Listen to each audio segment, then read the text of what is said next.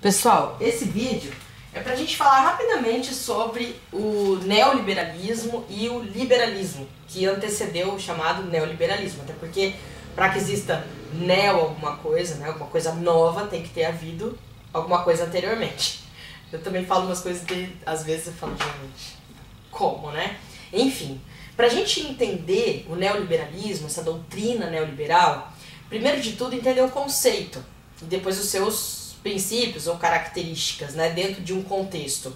É uma doutrina econômica vigente, ou seja, atual, e é bom lembrar que uma doutrina econômica ela é a cara que um sistema econômico tem durante um determinado período da história.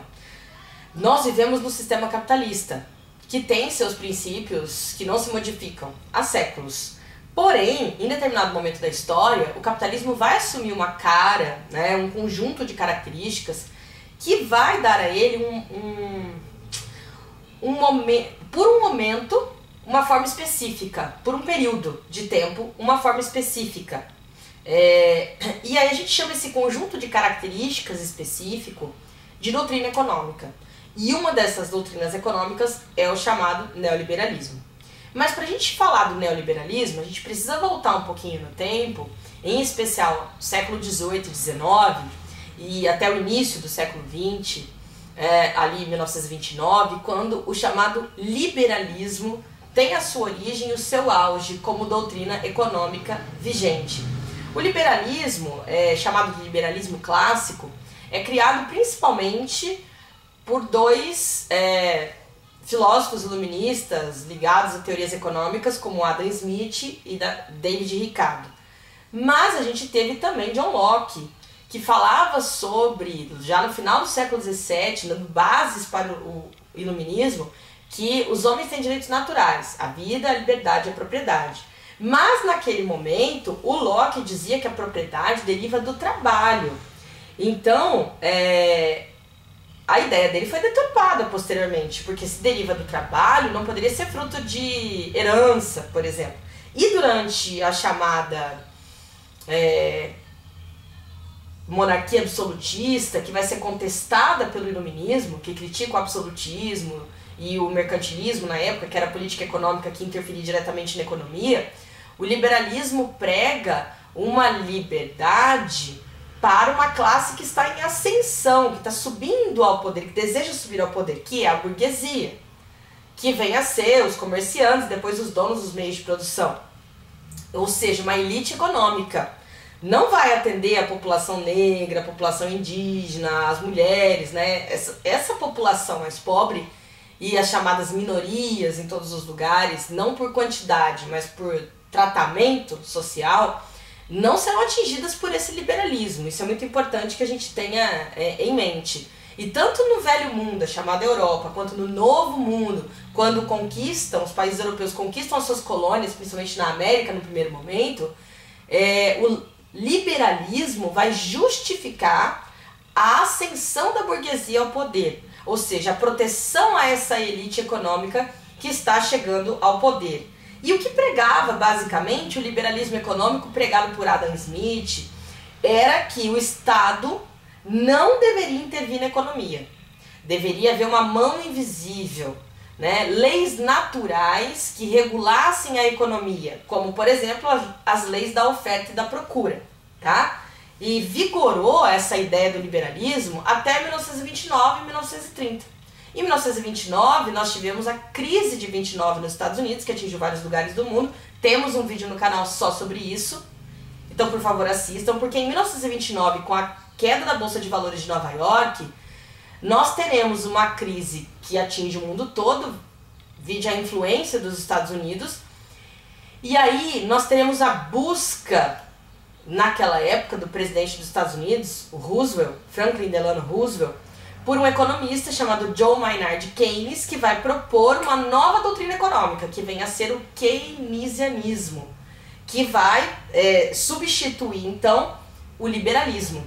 Então vai estar em vigência o keynesianismo, que a gente fala na reconstrução econômica depois da crise de 29, no vídeo de crise de 29, de 1930 até 1970, quando mais uma vez o mundo vive uma crise e por conta dessa crise surge a necessidade de uma nova doutrina econômica, que vem a ser então o chamado neoliberalismo, que é uma nova roupagem, a gente pode dizer, para o chamado liberalismo, né? Esse neoliberalismo, ele tem origem especialmente em 3 países e dali ele vai se espalhar pelo mundo, anos 70, 80, 90.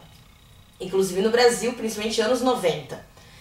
Nos anos 70, a gente tem o surgimento do neoliberalismo com o Pinochet, na ditadura que ele implantou no Chile, aliás, ferrenha, sanguinária.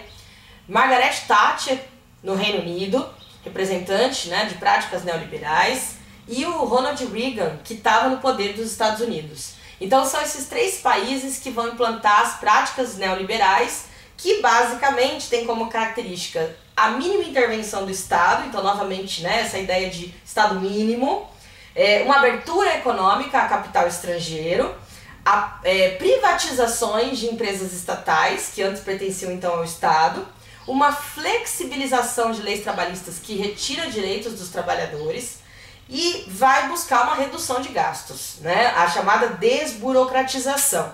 Inclusive no Brasil a gente tem 2 momentos, o primeiro com Fernando Collor de Mello e depois com Fernando Henrique Cardoso, por isso a gente fala dos anos 90, mas principalmente Fernando Henrique Cardoso. Não que outros presidentes não tenham sido neoliberais, a gente ainda né, uma república que tem práticas neoliberais.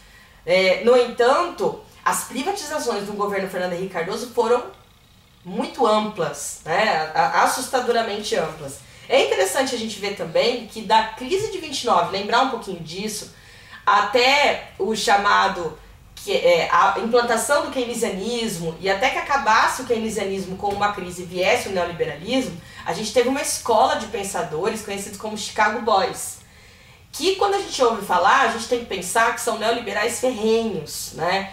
Inclusive no Brasil hoje a gente tem um exemplo, Paulo Guedes é um neoliberal ferrenho, tá? Na época, os Chicago Boys vão propor, nesses anos 70, o Consenso de Washington, que basicamente foi um evento que criou o FMI, Fundo Monetário Internacional, e o Banco Mundial, que são as 2 maiores instituições que fazem dívidas para o terceiro mundo e depois tomam os nossos bens, né, à força. É importante que a gente tenha essa clareza porque as práticas neoliberais elas acabam atendendo determinadas classes sociais, que são a elite, e vão favorecer, e daí as críticas que surgem, os países mais desenvolvidos. O chamado terceiro mundo, os países subdesenvolvidos, os países mais pobres, vão ver um aumento das desigualdades e claro, a exploração, até porque esses países mais desenvolvidos não querem que os países do terceiro mundo deixem de ser mercado consumidor. É importante que a gente tenha essa clareza de ideias também. Inclusive, quando a gente fala de políticas neoliberais aqui na América do Sul, lembrar do caso do Chile é importante porque hoje a gente verifica que graças a práticas neoliberais, o Chile não tem mais saúde pública, nem educação pública, ou seja, nada mais é público, há uma privatização de tudo. E isso faz com que a imensa maioria, nem aposentadoria pública, isso faz com que a imensa maioria da população chilena viva em situação de miséria extrema.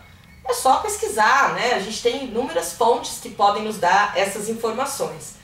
Inclusive, quando a gente fala de figuras neoliberais, como Ronald Reagan, tem uma fala dele que é muito emblemática e que mostra essa cara neoliberal, quando ele fala que o seguro-desemprego é um período pago pelo Estado para vagabundo tirar férias. Esse tipo de fala mostra a cara desses neoliberais. A Margaret Thatcher, nos anos 80, ela disse que se os países subdesenvolvidos não têm como pagar as suas dívidas, que eles vendam seus territórios, que eles vendam suas riquezas, vendam suas fábricas. Que figura angelical, né? Que mulher bacana, né? A dama de ferro. Então entender essas práticas neoliberais, a quem elas favorecem é muito importante. E por que causam esse aumento de desigualdade e por que de tantas críticas? Claro, tá? E a gente tem que lembrar também, porque a prática neoliberal, ela prega um Estado mínimo. Mas a gente tem que se questionar, o Estado é mínimo para quem? Porque na hora de taxar grandes fortunas, o Estado é mínimo. Na hora de perdoar dívidas gigantes de igrejas, né, e milionários, bilionários do mundo, o Estado é mínimo. Mas na hora de vigiar e punir o povo, o Estado é máximo. exemplos que a gente tem tido no Rio de Janeiro recentemente, não vou entrar em detalhes, mas cada vez que o Estado intervém em comunidades com helicópteros, né, e bombardeia e tal, e causa uma guerra ainda maior do que já existe por conta do tráfico, que não é financiado só por pobre, aliás, é importante a gente lembrar isso, né, porque dá a impressão que só o pobre é bandido. É importante que a gente tenha essa clareza. Aí o Estado é máximo, essa entrada nas comunidades tem o Estado máximo. Então, a quem favorece o Estado mínimo? Eu acho que é sempre importante a gente questionar, né? Eu sei que eu acabei falando demais, mas eu acho que o interessante é a gente saber o que é uma doutrina econômica, a que ela serve, qual a origem do liberalismo quando ele termina, em 1929 com a crise, a entrada do keynesianismo, que vai propor uma intervenção novamente do Estado para recuperar a economia. Aliás, todas as vezes que as classes da elite econômica, como as classes burguesas, se viram diante de crises, elas buscam a ajuda do Estado para intervir novamente na economia. Isso também é uma questão a ser levantada, questionada e refletida, tá? Então entender a origem, o que era o liberalismo quando ele termina, o que foi o keynesianismo, que falo melhor no Crise de 29, tem um vídeo só sobre isso, e pra gente entender o neoliberalismo que vem até os dias de hoje, tá? E aí qualquer dúvida vocês vão me mandando, eu acho que eu falei muito rapidamente de coisas também que acabam me incomodando nessas práticas neoliberais, mas entender a quem essa liberdade ela favorece, né? Quem realmente é livre? Tem uma série de questões que a gente pode fazer com base nas práticas neoliberais e nessa proposta dessa doutrina econômica, tá ok? Qualquer coisa vocês me mandam dúvidas pelo e-mail e a gente vai se falando.